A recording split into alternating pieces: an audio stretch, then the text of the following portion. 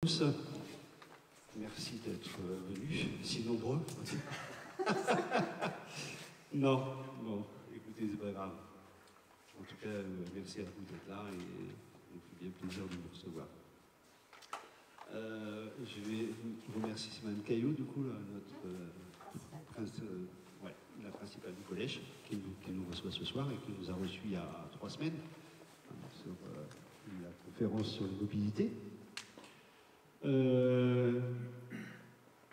Conférence qui sera filmée, enregistrée, on pourra revoir sur YouTube. Je me répète, alors peut-être que vous ne me connaissez pas tous, je ne me suis pas présenté. Donc Alain Gobet, maire d'Équeux Notre-Dame et en charge de la transition énergétique sur la communauté de communes Vallée de l'Orne et de Dodon.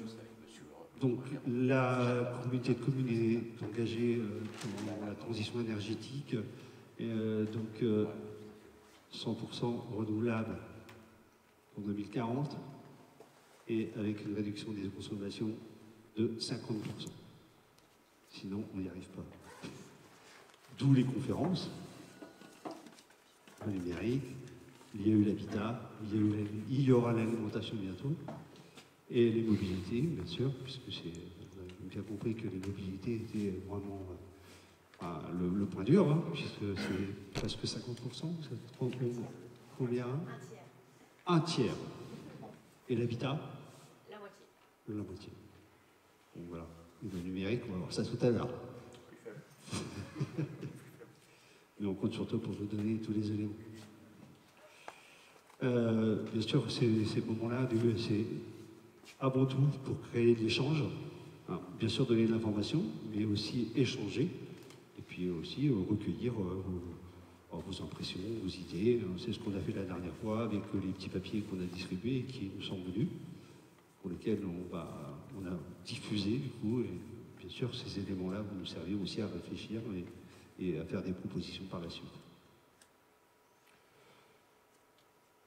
Le numérique, on ne peut pas s'en passer.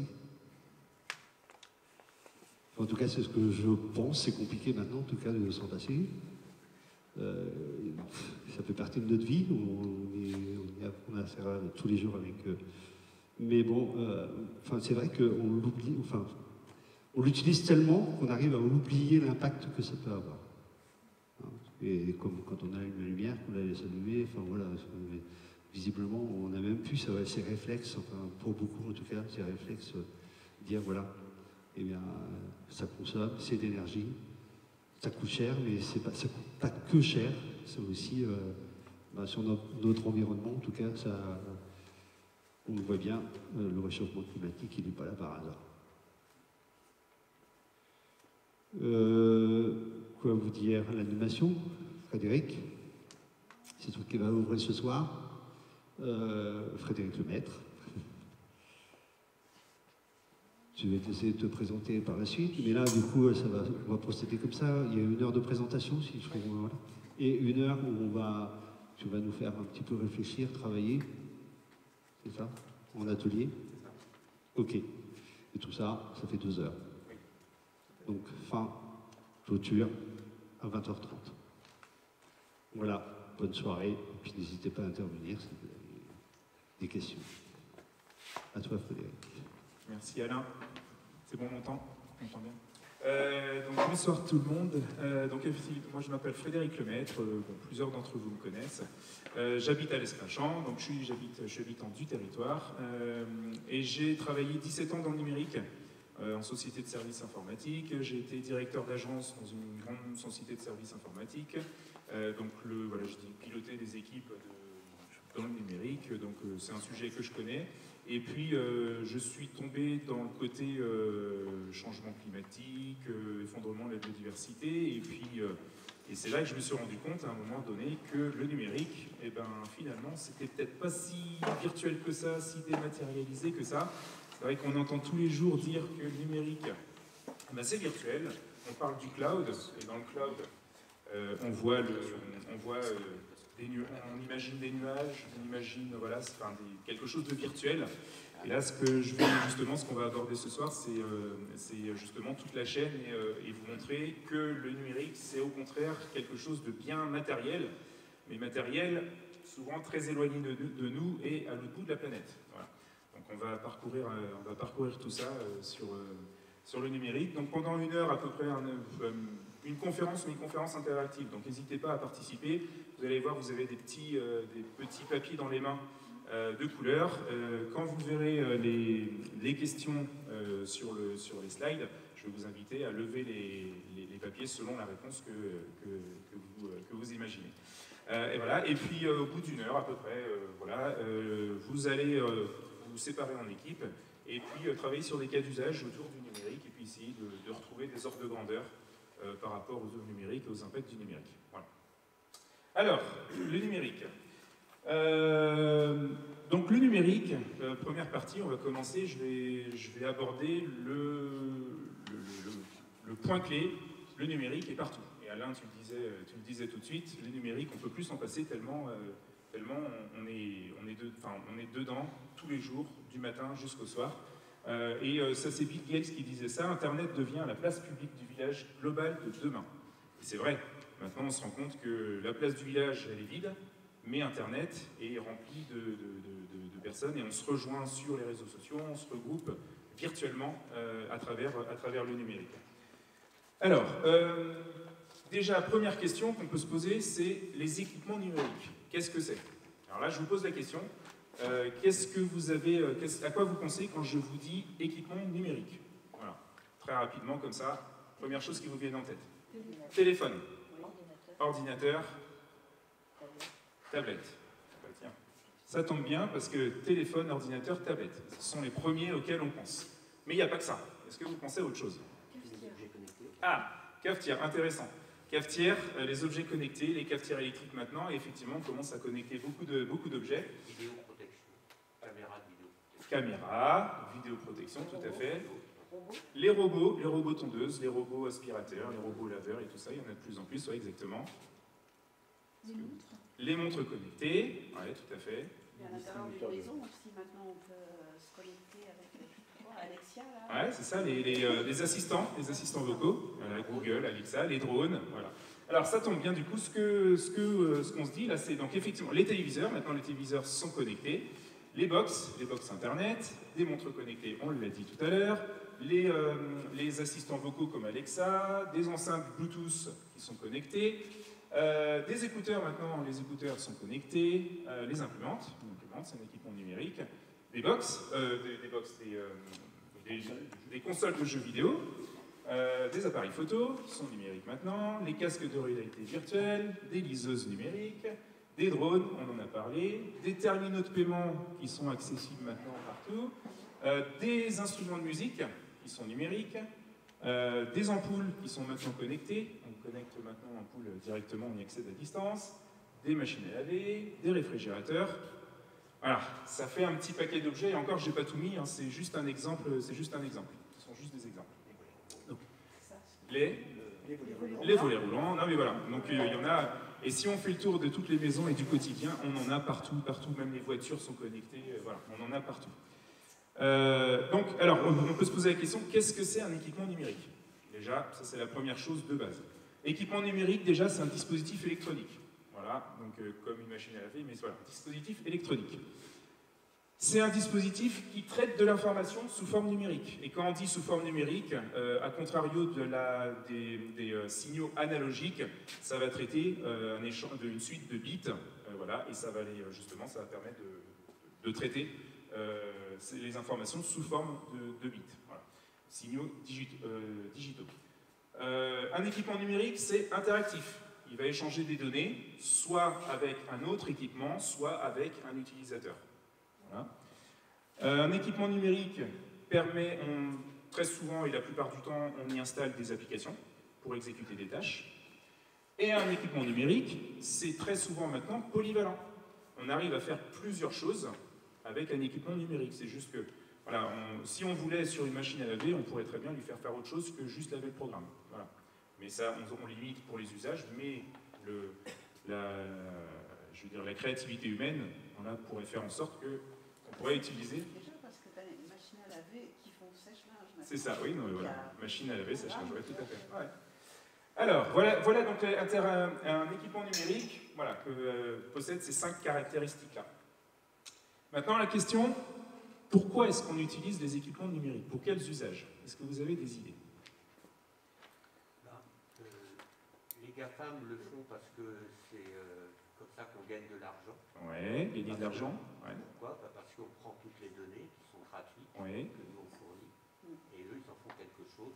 Tout à fait. Tout ça. Donc dans interactif, il y a une interaction qui n'est pas voulue. Oui, et ça je dirais c'est encore une conséquence de tout ça. Oui, c'est quoi les... Non, excusez-moi, parce que pourquoi il y a un tel développement? C'est à cause de ça, parce que où est l'argent? Il est là. Et donc qui paye ça? C'est eux.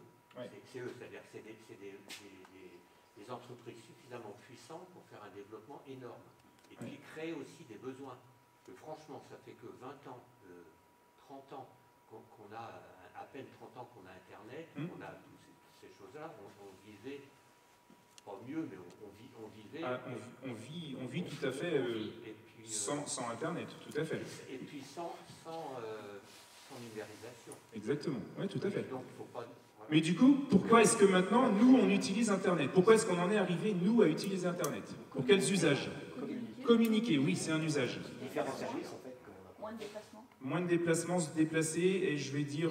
alors, le numérique, on n'a pas besoin pour se déplacer. Par contre, on l'utilise, par exemple, pour les GPS, et là, ça va être... Je vais classer ça dans la catégorie optimiser nos trajets, en gros. D'accord? Ok.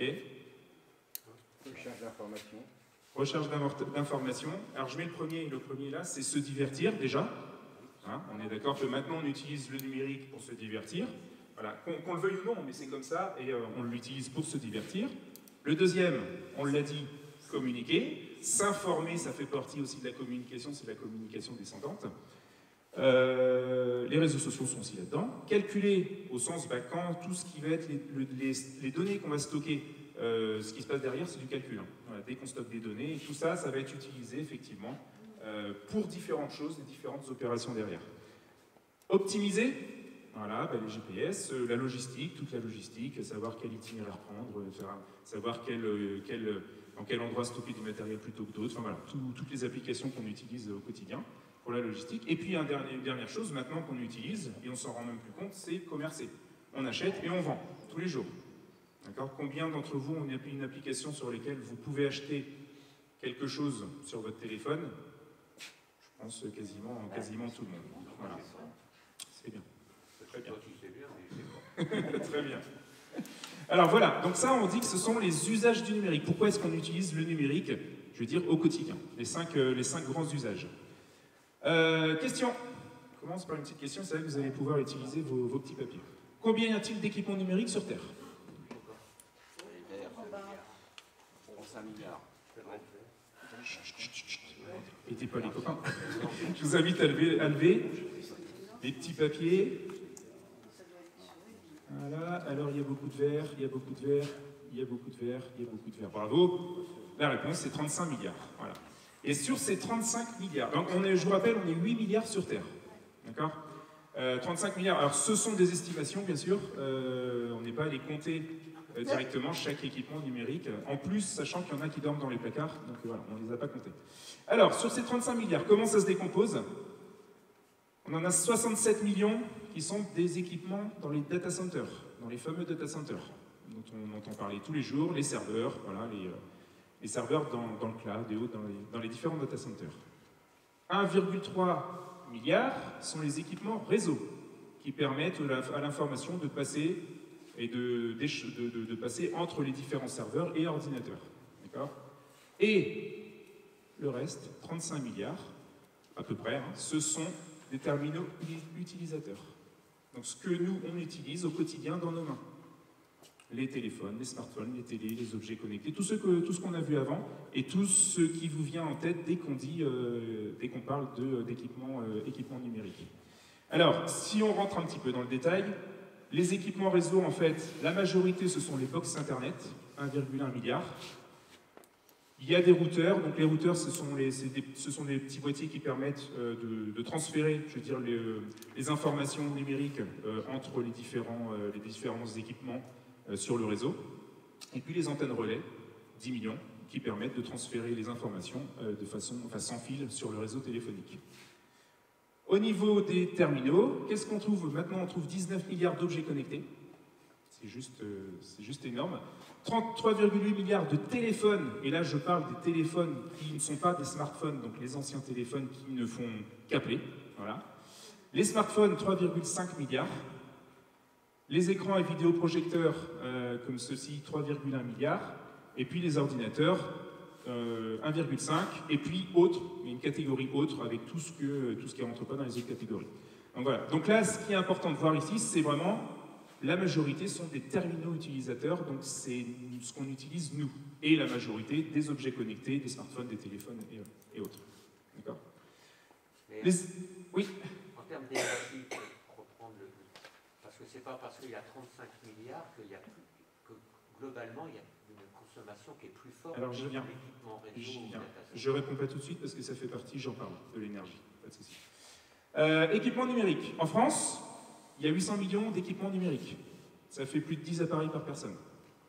D'accord? Et si vous faites le tour, si vous regardez, si vous comptez chez vous, dans votre foyer, combien vous avez d'équipements, je suis quasiment persuadé qu'on y est.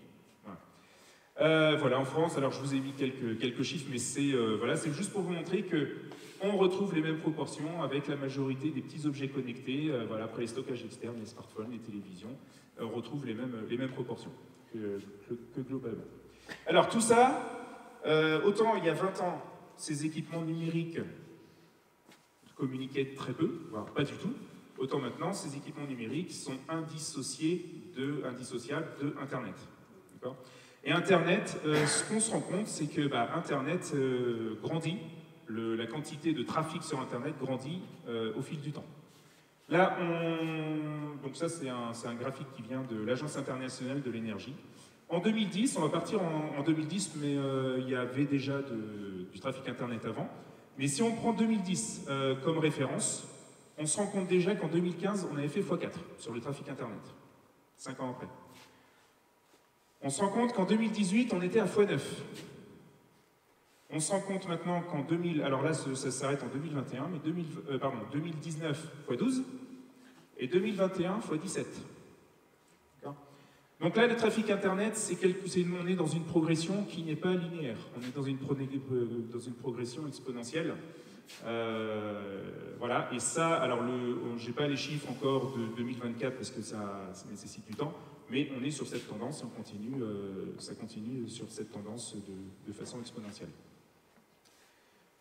La population mondiale qui a accès à Internet, de facto, elle évolue et grandit au fil du temps, ce qui est normal. En 1995, il y avait moins de 1% qui avaient accès à Internet. En 2010, on était 29%. Et en 2023, 68%. Au niveau mondial. Ouais, au niveau mondial, ça cache des très grandes disparités entre les différents continents. On arrive à des continents comme l'Amérique du Nord, ils sont proches des 100%, par exemple, et d'autres continents qui sont proches encore qui sont très très faibles. Voilà. Ce que je ne vous ai pas dit tout à l'heure, c'est que le petit compagnon, là, Wally, il vous accompagne. Et si vous avez besoin de chercher les sources d'où viennent les informations, vous pouvez flasher le QR code et vous allez retrouver la source officielle des différentes informations. Alors, question. Dans ce trafic Internet, là, qu'est-ce qui génère le plus de trafic? Alors, les vidéos, les jeux vidéo ou le partage de fichiers?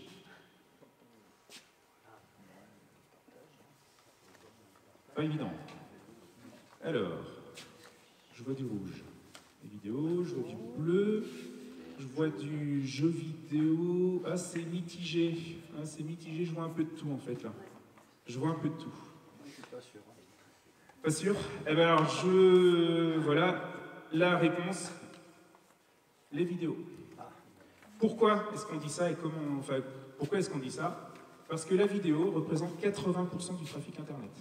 80.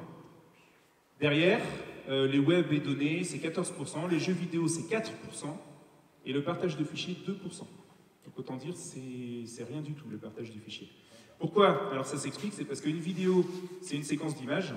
On envoie des images, 24 images par seconde, après, moyennant différents systèmes de compression et autres, mais on envoie les images, et les images, ça pèse très lourd. Et donc, comme on envoie une multitude d'images pour reconstituer les vidéos, la vidéo, ça pèse très lourd. Parce qu'il y a la télé dedans. Oui, ça rentre dedans la télé, tout à fait. Ah oui, tout à fait, ouais. Ah, oui, tout à fait. Tout ce qui est streaming, ouais, tout à fait. La télé sur Internet, les box et tout ça. Oui, bien sûr, ça rentre dedans. Alors, donc là, on a fait un petit tour sur le numérique, qu'est-ce que ça représente dans le monde. Vous voyez que c'est déjà c'est assez conséquent en termes de nombre et de volumétrie. Maintenant, ce qu'on va voir, en fait, la question, j'ai mis le numérique dématérialisé. Bah oui, c'est vrai, on pense au cloud, on pense ce que je vous disais tout à l'heure, c'est que c'est virtuel. Voilà, on clique sur un bouton et puis derrière, voilà, c'est assez virtuel. Alors, question.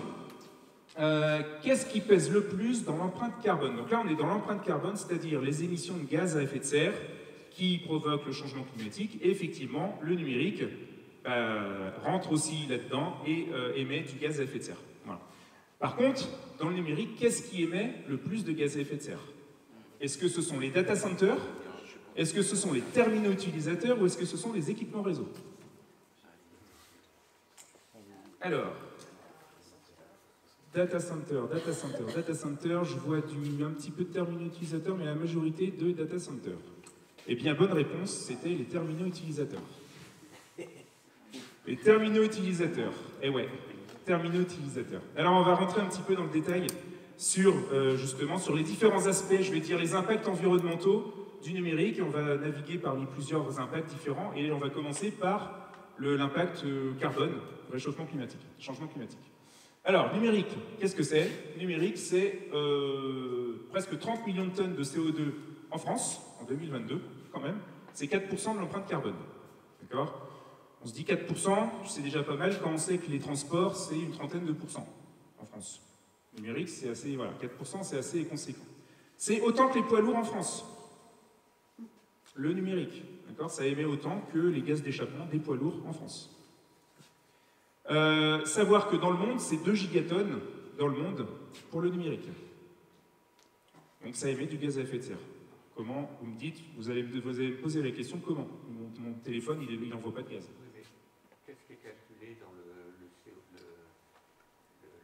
les mégatonnes de CO2? Eh bien, je ne rentre pas dans le détail parce que je vais en parler. Merci pour la question. Ouais, non, merci pour la question. Mais voilà, je vais préciser un petit peu. Au niveau, donc là on était sur le carbone, et niveau électricité. Au niveau électricité, en France, le numérique c'est 11% de l'électricité consommée en France. Sachant qu'en France, on n'a pas que le numérique qui consomme de l'électricité. Hein. Donc 11%, c'est quand même assez conséquent, c'est 52 TWh, et dans le monde, c'est 1300 TWh. Donc après, c'est difficile de se rendre compte, mais voilà, quand on se dit 11% déjà d'électricité en France. Et l'ADEME, donc l'ADEME, c'est l'organisme en France qui est chargé d'accompagner la transition écologique, et elle prévoit une augmentation de la consommation électrique de 80% d'ici 2050 pour le numérique. 80%. On va voir pourquoi tout à l'heure. En France, toujours en France, les 800 millions d'équipements numériques, c'est 117 millions de tonnes de ressources pour produire et utiliser les équipements numériques. C'est 1,7 tonnes par Français et par an de ressources utilisées pour fabriquer les équipements numériques. D'accord? C'est 7,8 millions de mètres cubes d'eau douce utilisée par an, partout sur Terre. Hein. Là, on est dans le monde. Et ça représente quoi? Ça fait 3,6 milliards de douches par an. Alors on se dit, bon, c'est bien, on est 8 milliards, ça fait même pas une douche par an et par personne. Sauf que là, on parle juste du numérique. À côté de ça, on ne parle pas du transport, de l'habitation, de tout le reste de l'activité. Là, c'est que le numérique. D'accord? Donc, si on regarde globalement le numérique dans le monde, sur l'impact environnemental, tout confondu, les ressources, le changement climatique, tout confondu, c'est comme si on avait l'impact environnemental de 3 fois la France sur le numérique, tout le numérique mondial. Alors, les équipements numériques, et du coup je vais répondre à la question, comment ça se fait que ça émet tout ça et comment ça se fait qu'il y ait des impacts environnementaux? Pour répondre à ça, il faut se poser la question, comment est-ce que c'est fabriqué un équipement numérique? Et c'est en gros, comment c'est fabriqué et quelle vie ça Donc un équipement numérique, 1, on a la fabrication, ce qui est normal. 2, on a l'utilisation, la phase d'utilisation. Et 3, on a une fin de vie, l'équipement numérique. Et on va rentrer dans les détails un petit peu de chacune de ces phases-là pour voir quels sont les impacts environnementaux qui sont propres à chacune de ces phases. Au niveau de la fabrication, question. Quelle quantité de ressources faut-il extraire de la Terre pour fabriquer un ordinateur portable de 2 kg? Donc on a nos ordinateurs portables de 2 kg. À un moment donné, il faut bien extraire des choses, des métaux de la Terre. Là, on compte quelle quantité de terre il faut extraire pour récupérer toutes les ressources pour fabriquer un ordinateur portable de 2 kg.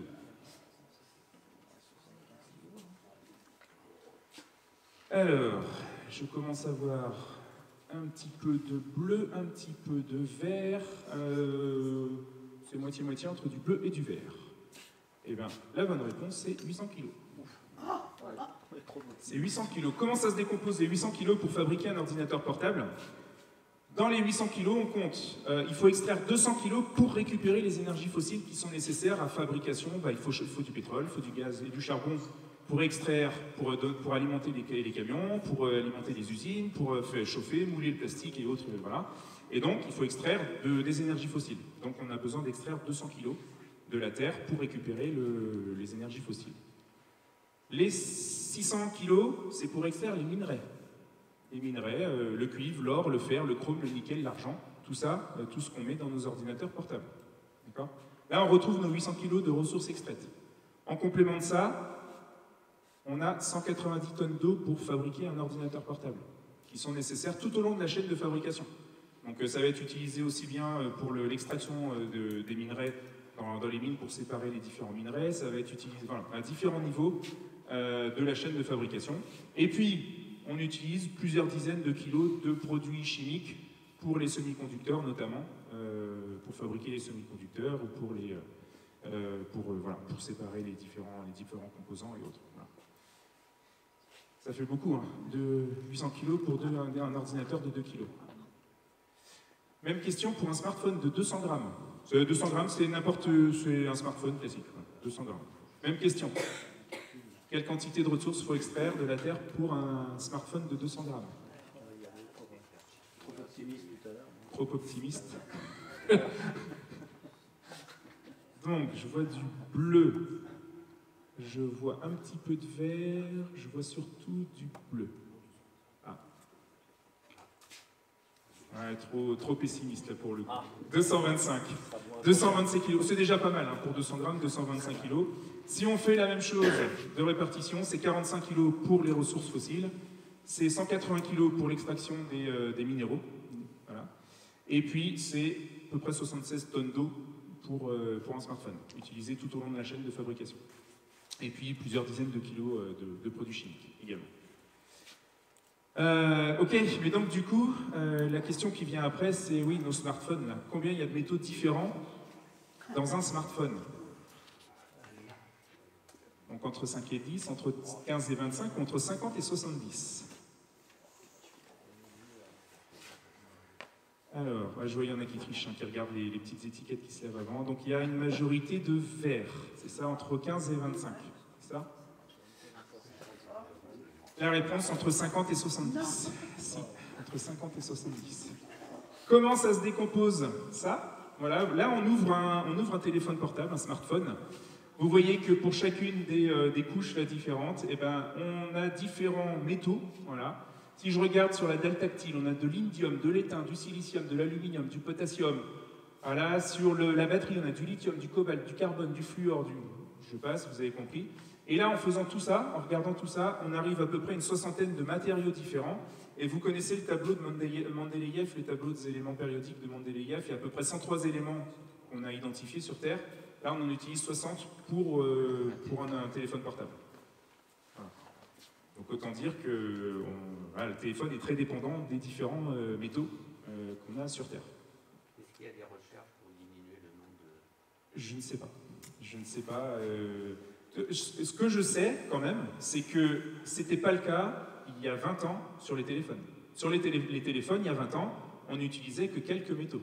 Et plus ça avance dans le temps, ben oui, on complexifie les téléphones, donc on ajoute des écrans tactiles, il faut miniaturiser et tout ça, et ça nécessite des métaux qu'on n'utilisait pas dans le temps, enfin à l'époque. Ouais, puis même dans le temps, en fait, on utilisait le portable pour téléphoner. On utilisait pour Maintenant, téléphoner, c'est ça. C'est ça. C'était pas possible. C'était possible à l'époque avec les batteries et autres, avec tel type de métaux. Maintenant, c'est plus possible, donc on a été obligé de basculer sur des nouveaux métaux.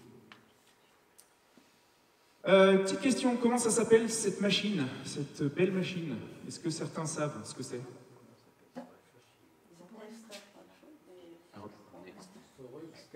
Excavatrice. C'est une excavatrice. Effectivement, donc c'est pour extraire, c'est pour retirer la terre et récupérer des ressources, on va dire ça comme ça. Ça peut être utilisé pour n'importe quoi. Là, en l'occurrence, c'est pas pour une mine pour récupérer du minerai, mais on peut très bien l'utiliser pour récupérer du minerai. La question, c'est que cette machine-là, une machine comme ça extrait combien de piscines olympiques de terre par jour? Ça se compte en piscine olympique. Par jour. Une dizaine? Plus? Alors, petit détail, ça s'appelle une excavatrice. Alors, c'est une excavatrice, c'est un bagger 288, c'est 15 000 tonnes, et ça extrait 240 000 tonnes de ressources par jour. D'accord? 190 000 mètres cubes, et ça nécessite 16,5 mégawatts en alimentation électrique, une bagatelle. D'accord? Et ça extrait 80 piscines olympiques par jour. D'accord? Alors, je vous rassure, ces machines-là, c'est pas ce qu'on trouve dans la majorité des mines. On en trouve, mais c'est pas la majorité. On trouve ceci. Dans la majorité, là, c'est une mine de cuivre au Chili, voilà, avec un Caterpillar, voilà, qui mesure une capacité de 400 tonnes, voilà. C'est plutôt, voilà, c'est ce qui est courant dans les mines. Vous avez vu la quantité que ça peut extraire quand même, ce type de machine. D'accord? Donc c'est normal, si on a vu la quantité avant qu'il faut extraire pour fabriquer un ordinateur portable ou un smartphone, ah oui, mais derrière, il faut fournir. Il faut bien alimenter avec des machines, il faut bien trouver la terre, enfin les ressources, et donc les extraire. Alors, le minerai, on va voir que la demande s'emballe. Là, c'est un fil de cuivre. Le BRGM, donc ça c'est le Bureau géologique français, donc, qui étudie les sols en France, qui a dit, en 2019, l'humanité a extrait autant de cuivre sur les 21 dernières années, donc de 98 à 2018, que sur les 98 années précédentes, de 1900 à 1997, environ 320 millions de tonnes de cuivre. Qu'est-ce qu'on constate? Alors ça, c'est un schéma de l'Agence internationale de l'énergie en 2021. 2021, l'Agence internationale de l'énergie, elle se dit, c'est bien, on extrait beaucoup de cuivre, mais bon, on va à un rythme quand même assez soutenu. Donc elle a calculé, en gros, donc vous avez vu les dates. Je me mets là, 2020, 2030. D'accord? En bleu ici, ce sont les mines qui sont déjà opérationnelles, les mines de cuivre opérationnelles. Donc elles vont produire, elles vont extraire du cuivre. En bleu foncé, ici, ce sont les mines en cours de construction. Donc ils vont produire et qui vont ajouter du stock, enfin la quantité de cuivre qui vont, voilà, pour répondre à la demande. En ligne verte, c'est la demande qui est anticipée par les pays, telle qu'annoncée par les pays. Les pays se disent, nous on va avoir besoin de cuivre, notamment pour la transition énergétique, et donc tous les pays font des prévisions, des projections, et donc on cumule tout ça, et l'Agence de l'énergie dit, ok, voilà la demande qu'il va y avoir. Et puis la dernière ligne, c'est l'Agence internationale de l'énergie qui calcule elle-même la quantité nécessaire en cuivre pour assurer le scénario de développement durable et donc la transition énergétique. Vous voyez, c'est légèrement supérieur par rapport à ce que prédisent les pays. Qu'est-ce que vous constatez par rapport entre la demande, qui est ici, et l'offre, la production? Voilà. Alors, ça ne veut pas dire qu'il n'y a plus de cuivre. Ça veut dire qu'il risque de ne pas y en avoir assez pour répondre à la demande. D'accord. Et est-ce que vous avez déjà entendu parler des vols de cuivre qui se passent en ce moment? Voilà. Déjà depuis quelques années. Parce que là, 2025, on est là. Hein. Donc, après, voilà, on va peut-être trouver d'autres mines et tout ça. Après, la question, c'est oui, on va trouver des mines, mais est-ce qu'on peut trouver des grosses mines de cuivre? Je reviens là-dessus. Ça, c'est un graphique qui vient de BHP. BHP, c'est une société minière aux États-Unis qui extrait notamment, là c'est pour le cuivre. Qu'est-ce qu'ils disent BHP? En gros, ce qu'ils disent, c'est que depuis 1991, la teneur en cuivre, donc ça veut dire la quantité de cuivre qui est, on prend 100 kg de terre qu'on extrait, la quantité de cuivre qu'on va trouver dans cette terre extraite, elle diminue, elle est plus faible maintenant qu'en 91, elle est plus faible de 40%. La teneur diminue au fil des ans. Et pourquoi? Vous avez tous fait participer à FEPAC dans les jardins, on est d'accord? Quand on cache les œufs partout dans le jardin, lesquels on va trouver en premier? Les gros. Lesquels on trouve en dernier? Les plus petits. Et bien, qu'est-ce qui se passe depuis qu'on extrait le cuivre? Et c'est pareil pour toutes les ressources, le pétrole, le charbon, le gaz, n'importe quel métal. On a déjà trouvé sur Terre les plus gros gisements. En tout cas, les plus gros et ceux qui sont facilement accessibles. On les a déjà trouvés. Et là, ceux qu'on trouve, ce sont les plus petits gisements qui sont plus difficiles à trouver ou plus difficiles d'accès. Et donc, si c'est plus difficile d'accès, c'est aussi plus cher. Il faut mettre plus d'énergie pour aller le chercher. D'accord? Qu'est-ce que dit aussi du coup BHP? La baisse de la teneur, ça implique qu'il faut extraire et traiter et transporter davantage de minerais pour produire la même quantité de cuivre. Ce qui est logique. D'accord? Et donc 40%, la teneur a diminué depuis entre 91 et 2024. Voilà. C'est pareil sur toutes les ressources minières qu'on a dans le monde. J'ai pris l'exemple du cuivre, mais voilà, on a le même constat sur les différentes ressources minières. Alors, les mines.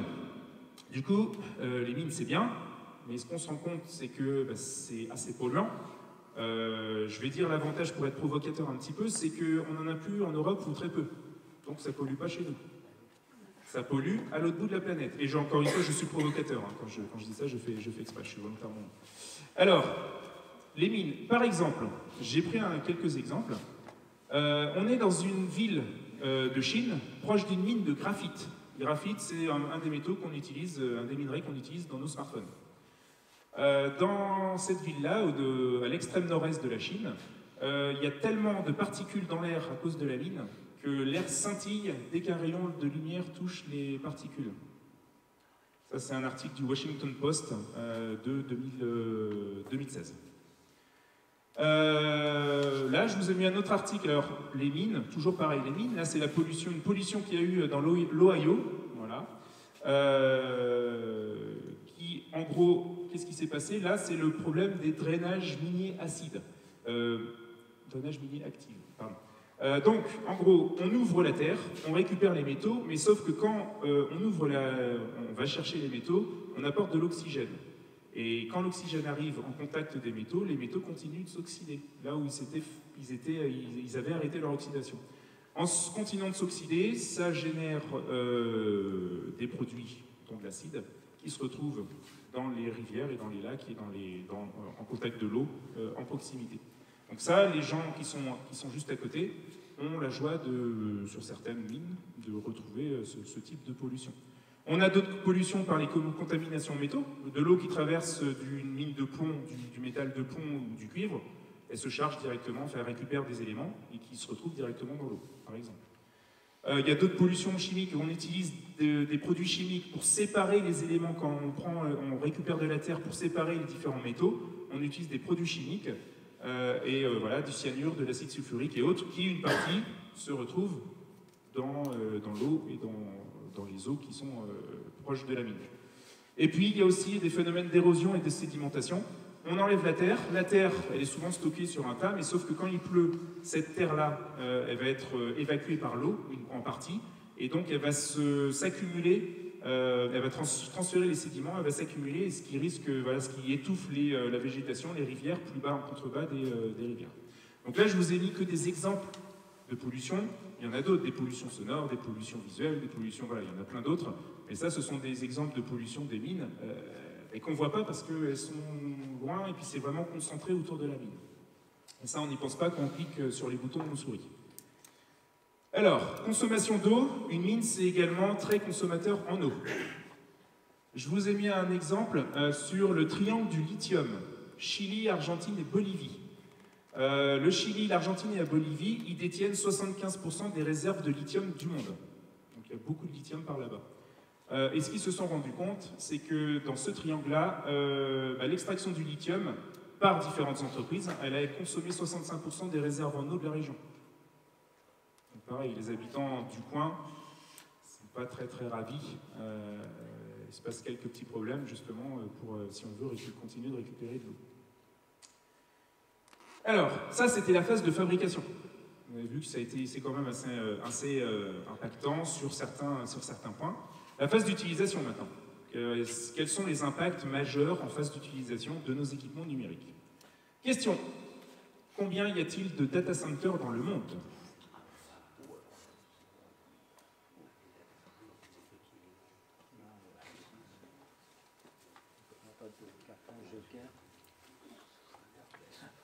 Alors, du bleu, du rouge... Du bleu, du rouge et du vert. Ouais, peut-être un petit peu en majorité du bleu, un petit peu. Et effectivement, c'est entre 5500 et 11 000. Alors le chiffre n'est pas très précis parce que c'est difficile d'avoir un vrai chiffre et de quantifier tout ça parce qu'il y a des data centers qui sont privés, un local peut être un mini data center, voilà, c'est très compliqué de quantifier. Donc voilà, ça c'est une belle photo d'un data center. Pour ceux qui ont eu l'occasion d'aller dans un data center, ça ressemble à ça. Une salle avec plein de machines qui sont dans des racks. Voilà. Alors, dans le monde, les data centers consomment 460 TWh. C'est autant que l'électricité française sur une année consommée. Ça, c'est que pour les data centers dans le monde, les 5500 à 11 000 data centers dans le monde. En 2021, les data centers consommaient 200 TWh. En 2022, 460 TWh. Voilà. Le nombre de données entre 2010 et 2025, parce que ça c'est lié forcément, a fait x90. On fait transiter 90 fois plus de données en 2025 qu'en 2010. Et les projections sont celles-ci. En 2030, on devrait atteindre 1300 TWh.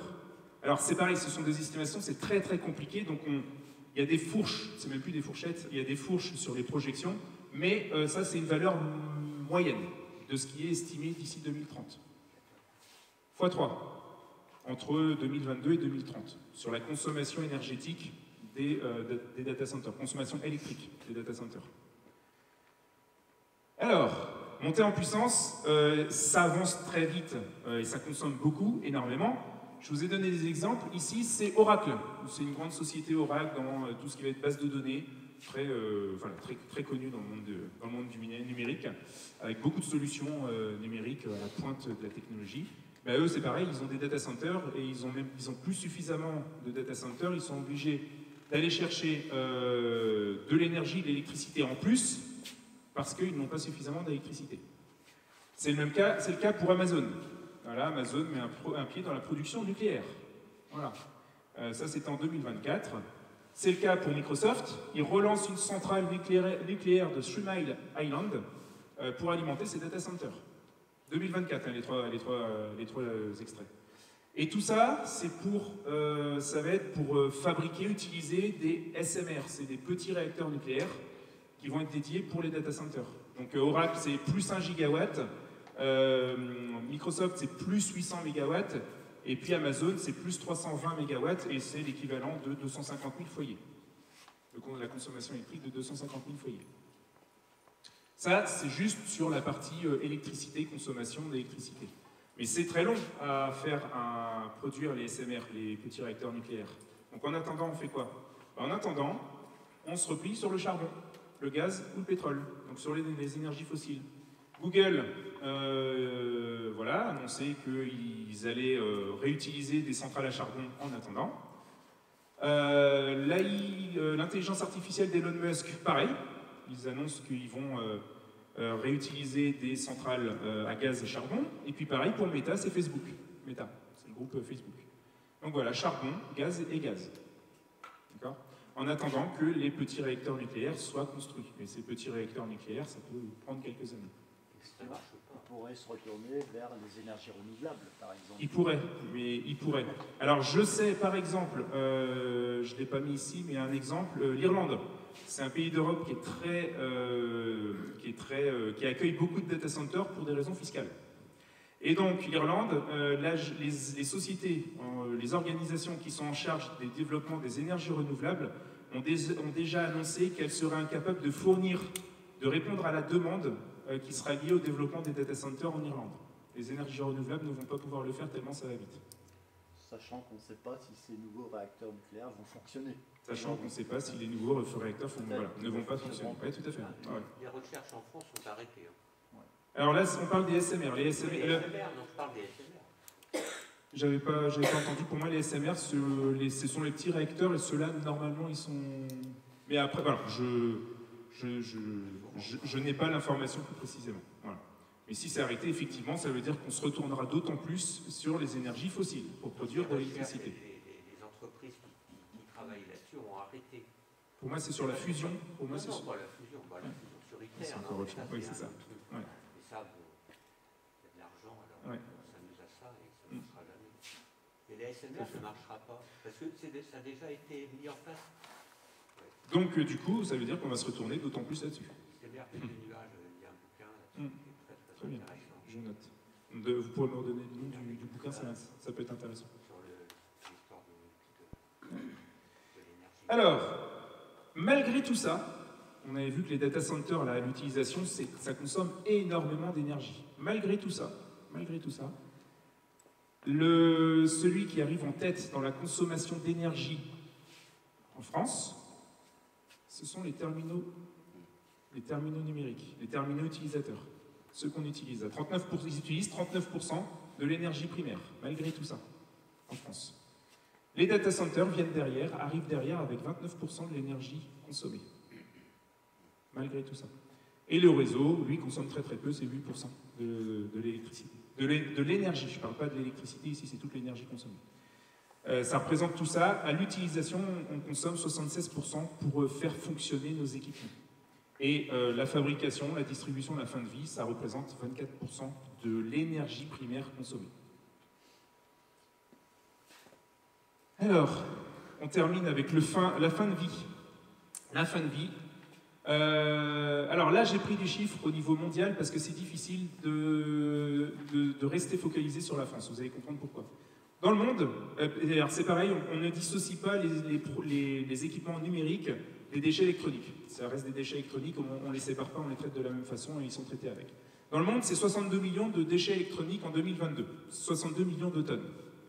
Dans ces 62 millions de tonnes, on retrouve des métaux, du plastique et d'autres substances. Donc la moitié, c'est des métaux, une partie du plastique et une partie, c'est d'autres produits. Sur ces 62 millions de tonnes, dans le monde, on en collecte et recycle 22%. Entre 22 et 23%. Seulement, dans le monde. Ça, c'est tous les déchets électroniques. Alors, j'ai fait un petit zoom sur l'Europe, sur les différents continents, parce qu'il y a des très grosses disparités. En Europe, on produit, donc là c'est par habitant, 17,6 kg de déchets électroniques par an, et on en collecte et recycle 43%. En Afrique, on en produit 2,5 kg par an et par personne, mais on en recycle 0,7%. Donc il y a des très fortes disparités en fonction des régions. Et puis en France, on est à 32% de recycler ou de réutiliser, et on est un petit peu en dessous de la moyenne européenne en France. Les autres, qu'est-ce que c'est? Eh bien, il y a 23% qui se retrouvent en décharge. Et oui, il y a un équipement électronique qu'on ne veut plus, on le met dans la poubelle, classique. Il y a encore beaucoup de gens qui font ça. Et ces équipements-là se retrouvent dans les camions bennes classiques, et en incinération ou en enfouissement. Donc à des endroits où ils ne devraient pas être. Et ça, on est sur de la collecte régulière. Donc là, on arrive à 50%, à peu près la moitié. L'autre moitié, dans le monde, ce sont des circuits illégaux. Gérés par des circuits illégaux ou non officiels. Voilà. Et ça, qu'est-ce que c'est? Et bien là, je vous ai donné un exemple de ce que c'est un circuit illégal. Les équipements, les déchets électroniques se retrouvent dans des pays qu'on dit, je mets ça entre guillemets, en développement. Et là, vous avez un exemple d'une décharge de déchets électroniques au Ghana. Voilà, alors il y a plein de photos différentes, voilà, je vous en ai mis une autre. Donc là, qu'est-ce qu'ils font? Que font ces gens-là? Eh bien, ils vont rechercher dans les déchets électroniques tous les matériaux qu'ils peuvent récupérer pour les revendre. Donc on crame le plastique pour pouvoir récupérer les métaux, voilà. Et donc les gens se mettent en danger, justement, pour pouvoir récupérer tous les métaux. Je vais encore être provocateur, c'est pas chez nous. Ça, on voit pas ça chez nous. C'est à l'autre bout de la planète. Et quand on clique sur le bouton de la souris, on n'imagine pas tout ça. Enfin, on ne pense pas à tout ça. Voilà, d'autres photos. On n'aimerait pas être dans ces conditions. Alors pourquoi je vous disais que les chiffres, tout à l'heure, on reste sur des chiffres au niveau international? C'est parce que la majorité, vous voyez ici en rose, c'est tous les flux des déchets électroniques non contrôlés. Et en vert, ici, c'est les mouvements, en gros, contrôlés. On va dire ça comme ça. En gros, la majorité, ce sont des déchets, des flux non contrôlés. Et principalement, si on regarde ici, des pays développés, entre guillemets, vers des pays en voie de développement. Tellement mieux de faire gérer ces déchets par des pays en voie de développement. Donc en fait, on a encore beaucoup de déchets qui ne sont pas traités comme il faut. Donc ça, c'est la fin de la fin, mais donc ça, c'est un des impacts majeurs. Parce que forcément, ce qu'on ne dit pas, mais c'est que ces équipements qui se retrouvent au niveau du sol, ça libère du mercure, ça libère des substances dans l'environnement, et c'est très mauvais, des microplastiques, c'est très mauvais pour l'environnement et pour les populations, pour tout le monde. Au niveau du recyclage, où est-ce qu'on en est? Et bien ça, ce sont les chiffres pareils au niveau international. Au niveau recyclage, pour le moment, alors ce sont des chiffres de 2024. Au niveau des gros équipements, on en recycle 34% seulement. Au niveau des écrans, on en recycle 25%. Au niveau des petits équipements, on en recycle 22%. Au niveau des panneaux photovoltaïques, on en recycle 17%. Alors là, je ne dis pas que quand on a un panneau ou un écran, on va recycler que 17% de l'équipement. Je dis que sur la totalité des équipements, sur la totalité des lampes dans le monde, on n'en recycle que 5%. Parce que les autres lampes se retrouvent dans les déchets, dans les décharges, là où elles ne devraient pas être. Alors, et il y a aussi ça, c'est que le recyclage, pour ceux qu'on arrive à mettre dans les filières de recyclage, on parle aussi de processus de décyclage.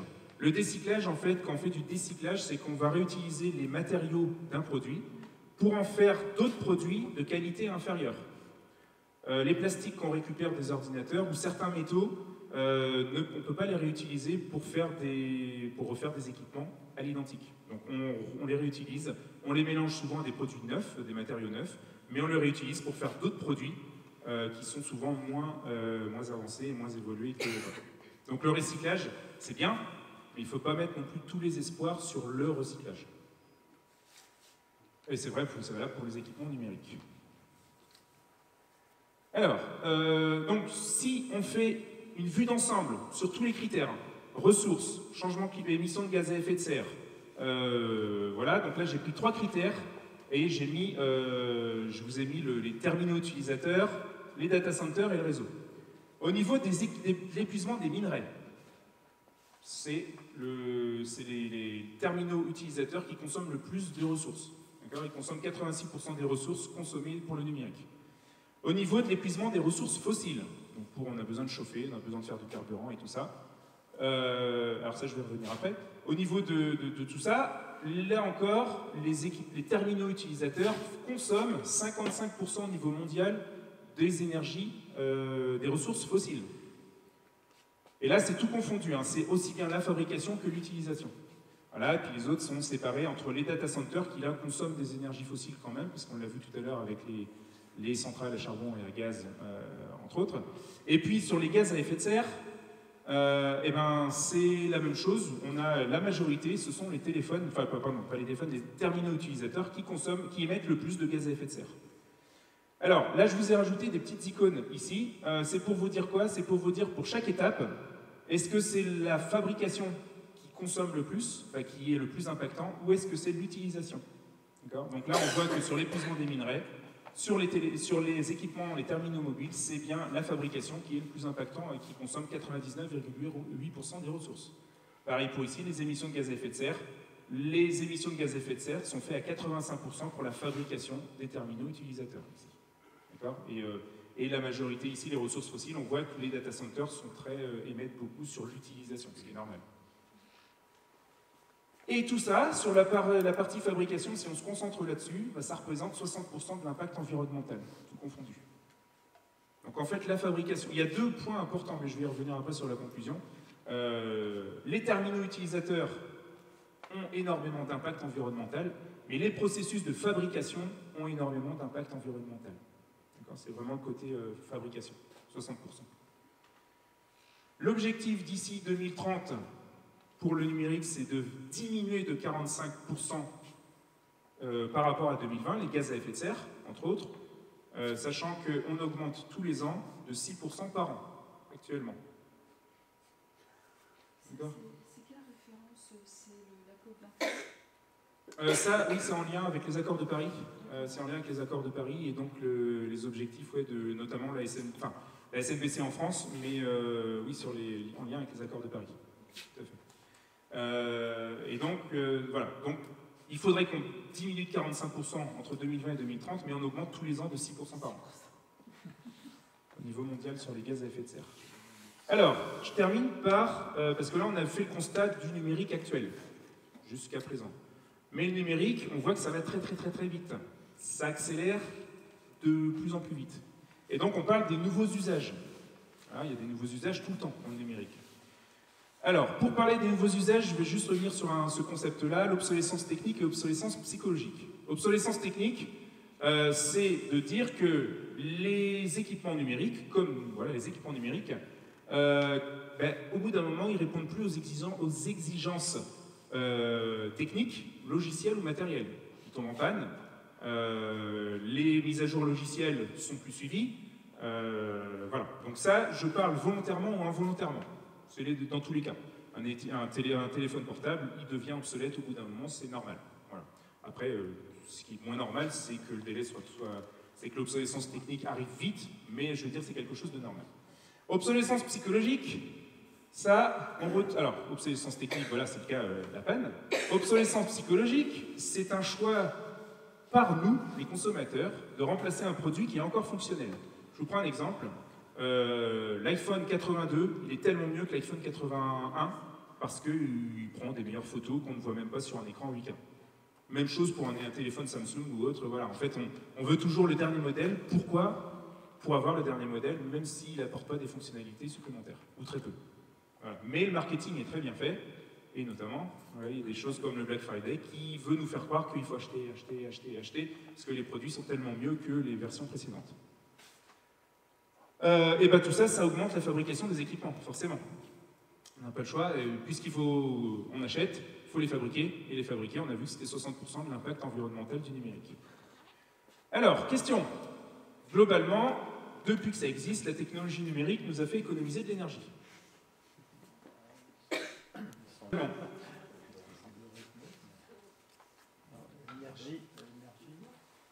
Globalement, surtout, voilà. Toute l'énergie. Voilà. Globalement, ça nous fait économiser de l'énergie, ouais. Ouais. Le numérique, parce que c'est plus efficace, parce que c'est majorité de faux quand même, là. Majorité de vert. Ouais, ok, faux. Eh bien, c'est faux. Pourquoi?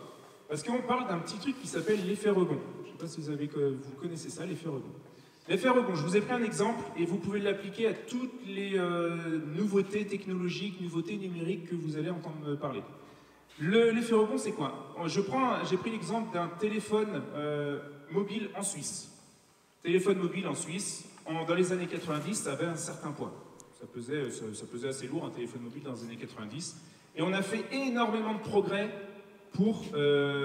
sur la technologie et on a miniaturisé tous les éléments. Et maintenant, un téléphone portable, en 2005, il pesait 4 fois moins lourd qu'un téléphone des années 90. Donc sur la masse totale des téléphones en Suisse, grâce à l'optimisation, voilà le poids des téléphones, le résultat. Sauf que, en parallèle, comme c'est plus léger, c'est plus facile à transporter, du coup, il y a de plus en plus de produits qui sont achetés, d'accord? Et bien, ce qui s'est passé, c'est que le poids total des téléphones a été multiplié par 8. Là, je vous ai pris l'exemple sur les téléphones, sur les masses de téléphones. Vous pouvez prendre la même chose, les exemples sur la 3G, dès que la 3G est arrivée, dès que la 4G est arrivée, dès que la 2G est arrivée.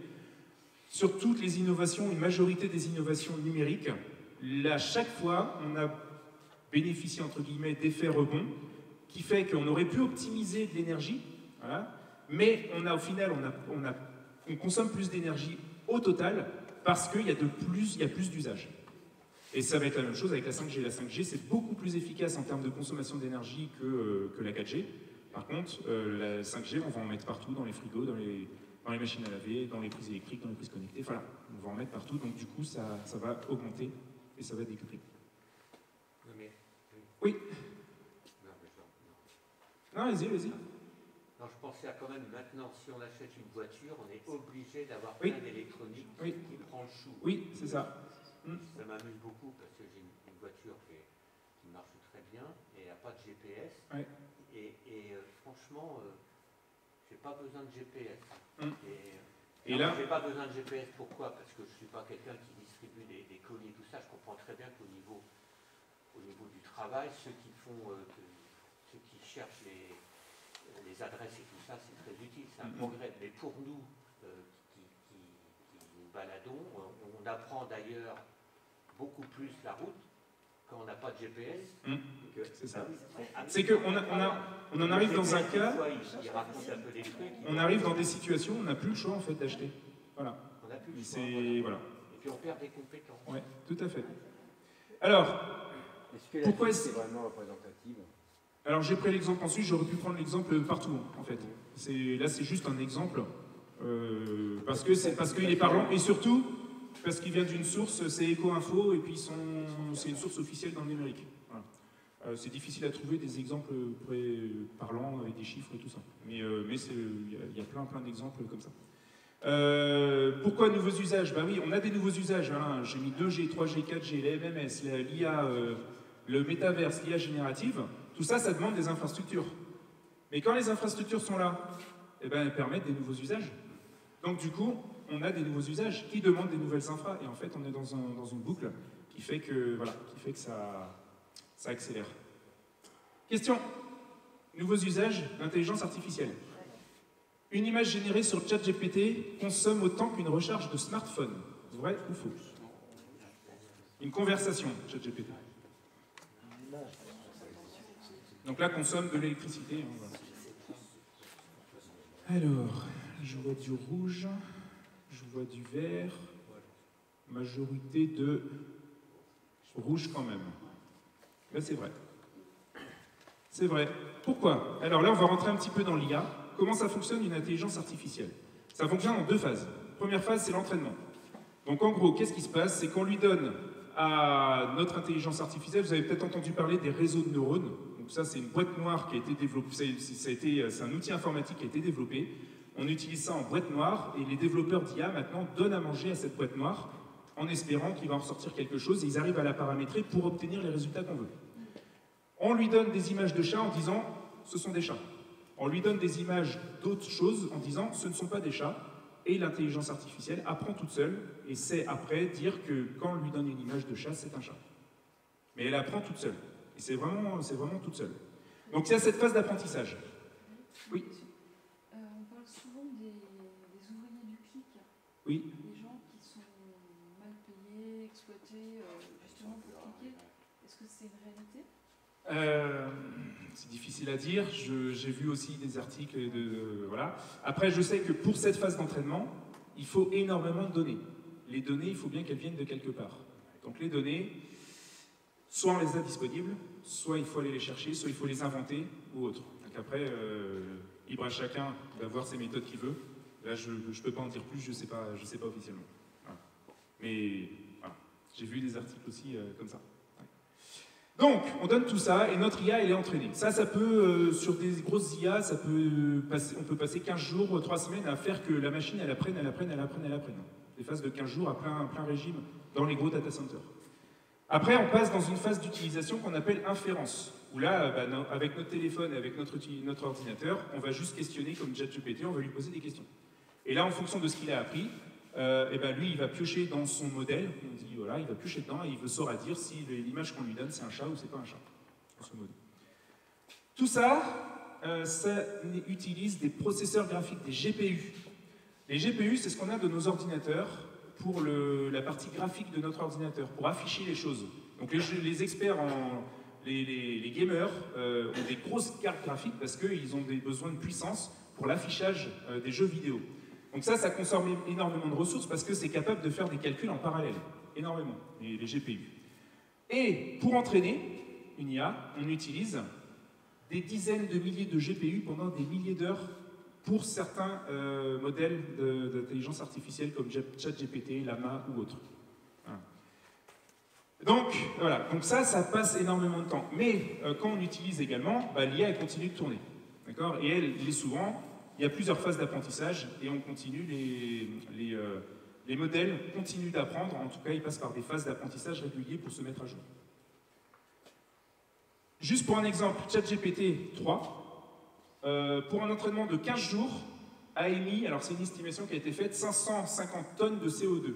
550 tonnes de CO2, c'est 2,5 millions de kilomètres en voiture thermique, pour 15 jours, juste pour entraîner ChatGPT 3. Et depuis, on l'utilise, et juste sur le mois de janvier 2023, c'était 13 millions d'utilisateurs qui font à peu près 15 messages par jour à ChatGPT, 15. Et là, on a 10 000 tonnes de CO2 pour le mois de janvier. Ça représente 50 millions de kilomètres de voitures thermiques.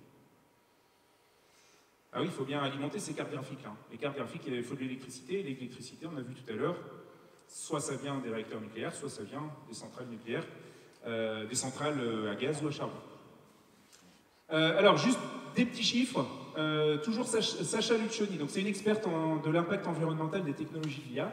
Qu'est-ce qu'elle dit? C'est qu'une requête sur ChatGPT, elle consomme 10 à 50 fois plus d'électricité qu'une recherche sur un moteur classique, sur un classique moteur de recherche. 10 à 50 fois plus.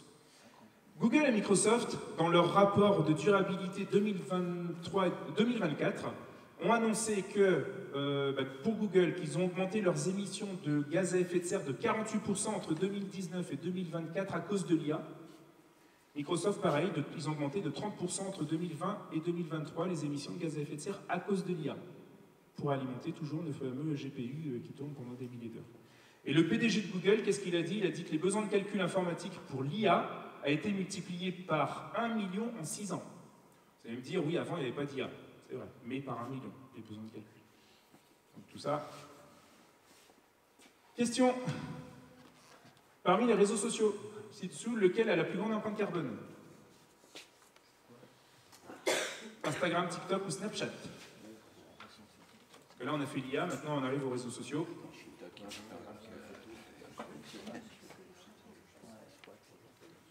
Alors, il y a du vert, du TikTok. Ouais, TikTok est en majorité. Effectivement, c'est TikTok. Pourquoi? Parce que TikTok, c'est quoi le principe de TikTok? C'est d'envoyer des vidéos. Et les vidéos, ce qu'on a vu, c'est 80% du flux Internet. Et donc. Voilà, TikTok, voilà, c'est 1,5 milliard d'utilisateurs. Et donc, chaque personne qui utilise TikTok pendant une année, c'est comme s'il faisait un trajet en voiture de 200 km, en voiture thermique. Rien que le fait d'utiliser TikTok, toute l'année. Voilà, et puis c'est parce que TikTok est fait pour massifier des vidéos. C'est l'objectif, c'est le but. Là, vous avez un comparatif entre les différents réseaux sociaux. Pour 1 minute d'utilisation du réseau social, ça vous donne les émissions de gaz à effet de serre pour 1 minute d'utilisation. Donc avec TikTok qui est le plus émetteur et LinkedIn qui est le moins émetteur. Donc ça, c'est une étude qui a été faite en 2023. Et Facebook, c'est là, 0,63. C'est pas les plus mauvais, mais c'est pas les... Voilà. En tout cas, voilà, dès qu'on utilise un réseau social, si on passe 1 minute sur un réseau social, ça émet du gaz à effet de serre. On l'a vu avec l'utilisation des data centers ou autres. Question. On a fait l'intelligence artificielle. Voilà, maintenant la crypto-monnaie. Est-ce que les crypto-monnaies, sachant que c'est virtuel, là pour le coup c'est virtuel. Est-ce que ça a un impact environnemental ou pas? Est-ce que voilà, ça a un impact? Ça limite l'impact, sachant que c'est virtuel. Vrai ou faux? Voilà, je passe vite parce que vous avez compris. Vous avez compris, c'est faux. C'est faux parce que, même principe, pourquoi? Parce que, donc là on a un bitcoin, voilà. Ça consomme de l'électricité, c'est fait dans les data centers, et pas que d'ailleurs, c'est fait aussi à domicile. Hein. Le principe de fonctionnement, c'est qu'on fait tourner un ordinateur portable, pardon, on fait tourner des cartes graphiques sur un ordinateur et qui... alors, je vais vous le mettre là-haut après, juste après. Les crypto-monnaies, c'est 130 TWh d'électricité que ça consomme par an. C'est autant que l'électricité annuelle des Pays-Bas, juste pour faire tourner des crypto-monnaies. Comment ça fonctionne? Eh bien, on retrouve nos fameuses cartes graphiques que je vous ai dit tout à l'heure, j'ai des GPU là. Et donc, en fait, c'est que ça, on demande à la carte graphique de résoudre un calcul, et quand elle résout le calcul, on récupère de la monnaie virtuelle. Donc, on fait travailler de la carte graphique, donc on consomme de l'électricité, pour récupérer de l'argent. C'est ça le principe des crypto-monnaies. Et donc, l'Agence internationale de l'énergie, elle anticipe que, enfin, elle indique qu'on est à plus 40% de consommation électrique par an pour les crypto-monnaies. Juste pour les crypto-monnaies. Alors, si ça s'arrêtait là, le numérique, juste sur les impacts environnementaux, ce serait bien. Mais ce qu'on se rend compte, c'est qu'il y a d'autres impacts qui sont un petit peu cachés, et c'est pour terminer. On parle de fracture numérique. Fracture numérique, qu'est-ce que c'est? On ne se rend pas compte, mais il y a des personnes qui n'ont pas accès à la technologie numérique. Et le fait de dire qu'on va dématérialiser un service en totalité, à 100%, il ne faut pas oublier les personnes qui n'ont pas accès aux technologies numériques. On a la fracture du premier degré, c'est l'accès. Donc là, on n'a pas de matériel, de ressources d'accès à Internet. Voilà, c'est l'accès, la fracture du premier degré. Juste pour vous donner un exemple, c'est 14% de la population française qui n'a aucun équipement Internet. Encore. Ça, ce sont des chiffres de 2022. Le second degré, c'est l'usage. Il y a des gens qui ne savent pas utiliser les outils numériques. D'accord ? Donc, 38% pour des raisons sociales ou générationnelles, 20% pour des raisons de handicap, la vue, l'ouïe, voilà, ils ne savent pas, ou alors même le fait de taper sur un clavier, c'est pas possible. Et il y a 17% de personnes en illectronisme qui ne savent pas utiliser un ordinateur ou un téléphone portable, qui ne savent pas se débrouiller avec des équipements. 17% en France. C'est quand même énorme. Il y a aussi des sites, on parle d'accessibilité. L'accessibilité, c'est de dire qu'un site web, par exemple, il doit être conçu de telle façon à ce qu'un maximum de personnes peuvent y accéder. Donc il faut qu'il tourne, qu'il ne soit pas buggé, il faut que les lettres, on puisse les agrandir ou les rétrécir, il faut que les images contiennent du texte alternatif pour les personnes qui ont du mal à voir et qui utilisent un lecteur sur l'ordinateur. Bref, il y a tout un tas de codes, et ça qui sont définis dans le référentiel général d'amélioration de l'accessibilité, c'est RGAA en France. Et tout ça, ça définit tout un tas de règles, et puis le site web, il passe ces règles-là ou pas. Voilà. En France, 2022, c'est estimé à 3% des sites qui sont accessibles. C'est-à-dire qu'il y a 97% des sites qui ont au moins un problème lié à l'accessibilité. Alors, ça ne nous choque pas parce qu'on est sur Internet et on ne voit pas les gens. Imaginez un magasin sur lequel il y a des marches, il y a 15 marches pour monter sans rampe d'accès. Vous voyez une personne handicapée qui arrive en fauteuil, je pense que maintenant ça nous choque. Voilà. Et ben c'est pareil au niveau numérique, sauf que ça ne se voit pas. Alors, il y a Internet, le numérique, maintenant ça diffuse aussi tout un monde de fake news. Pourquoi? Parce que, alors, chaque mot haineux, par exemple, il y a des études qui ont été faites, chaque mot haineux ajouté à un post sur les réseaux sociaux augmente son taux de partage de 17%. Les fake news, elles se propagent 6 fois plus vite que les autres informations. C'est une étude du MIT en 2018.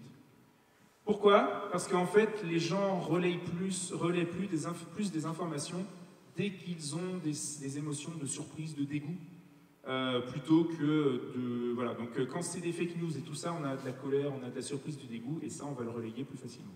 Et puis, un petit truc aussi, 2/3 des influenceurs ne vérifient pas leurs sources. Les influenceurs sont là pour influencer la population, et ils ne vérifient pas leurs sources. Ça, c'est une info de l'UNESCO en 2024. Voilà, et donc ce qui fait qu'à distance, il y a une perte d'empathie, une rupture du lien social. Puisque tout est à distance. Alors, dernier point aussi, un risque pour la santé, oui, à force de rester sur les écrans. Là, en moyenne, en France, en 2025, c'est 4 heures de temps d'écran quotidien pour un usage personnel. En moyenne. Et il y a une personne sur 4 qui dit passer plus de 5 heures. Ah non, dernier point, oui. Ici, un des autres points importants sur le numérique, c'est ça. On est dans l'ère des géants de la tech, et ça va répondre à la question que vous aviez au tout départ. Ici, on a listé les 8 premières capitalisations boursières en 2005, qui étaient General Electric, ExxonMobil, Microsoft était dedans, mais des entreprises du pétrole, de la santé, de la distribution physique, voilà, différents secteurs. En 2022, voilà les 8 capitalisations boursières, les 8 premières capitalisations boursières dans le monde. Quasiment que des géants de la tech. Qu'est-ce que ça veut dire derrière? Qu'est-ce que ça questionne? Domination technique, ouais, parce que les géants de la tech dominent techniquement. Domination économique, donc, clairement on le voit sur le graphique ici, hein, voilà. Domination culturelle, parce que les idées sont partagées par ces géants de la tech, majoritairement. Les algorithmes de X ou de Facebook et tout ça sont faits en sorte pour propager ce que je vous ai dit tout à l'heure, voilà, les fake news et autres se propagent plus vite. Et puis, domination politique, on voit que voilà, si on arrive à propager des idées, d'un point de vue politique, ça passe aussi. Alors, pour conclure, il y a plusieurs messages clés. Le numérique, ça n'a rien de dématérialisé. C'est clairement physique, mais pas chez nous. En tout cas, on ne le voit pas et c'est souvent à l'autre bout de la planète. Les ressources en métaux, en énergie et en énergie fossile sont limitées et difficiles d'accès et se raréfient. Donc, plus ça va aller, plus ça va être compliqué, plus ça va coûter cher et c'est difficile d'en avoir. Il faut extraire une énorme quantité de minerais pour fabriquer un équipement. Et ça va être de pire en pire. Il va falloir extraire de plus en plus de ressources. Les terminaux utilisateurs, c'est ce qui ont globalement le plus d'impact. Contrairement à ce qu'on pense, parce qu'on entend souvent que les data centers, ça consomme. Oui, ça consomme. Mais l'impact, le vrai impact, c'est encore pour le moment, peut-être que ça changera, mais pour le moment, c'est encore les terminaux utilisateurs, parce qu'on est sur des échelles de dizaines de milliards comparé à des centaines de millions d'équipements, serveurs et réseaux. On n'est pas sur les mêmes ordres de grandeur en nombre. Le recyclage, c'est une solution, mais ce n'est pas la solution. Il ne faut pas reposer tous les espoirs dessus. Et puis, le numérique, il pose des difficultés au-delà de l'impact environnemental. Voilà. Et ça, c'est des choses qu'on a tendance à oublier parce qu'on est derrière un ordinateur et on est tout seul. Et donc, un autre numérique plus sobre est possible. Il suffit de le vouloir, en tout cas. Et là, c'est ce que je vous propose de réfléchir dans la deuxième partie.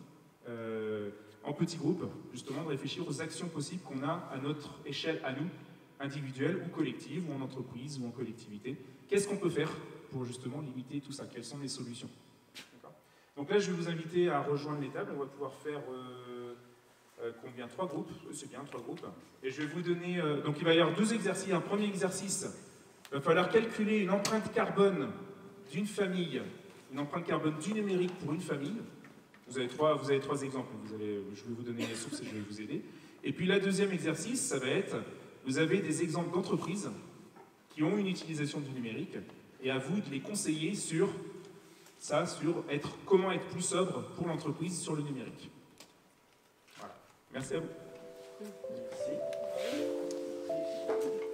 Alors aujourd'hui, on était sur un format d'atelier de 2 heures avec une première partie sur un atelier conférence où on a balayé, parcouru ce que c'est le numérique et les impacts environnementaux que ça a. Et puis en deuxième partie, on a fait un petit travail en équipe où les participants ont réfléchi, étudié et proposé des solutions à des entreprises fictives ou à des familles fictives pour comment essayer d'avoir un numérique plus sobre. Première chose, c'est ne pas partir avec des a priori, y aller avec une curiosité d'apprendre. Dans chacun des ateliers qu'on participe, que ce soit sur le numérique ou d'autres sujets, on revient forcément avec une richesse d'avoir échangé avec les autres. Même si on connaît le sujet, l'idée c'est qu'on va pouvoir venir partager nos connaissances avec les autres et ça c'est très enrichissant sur ce type d'atelier.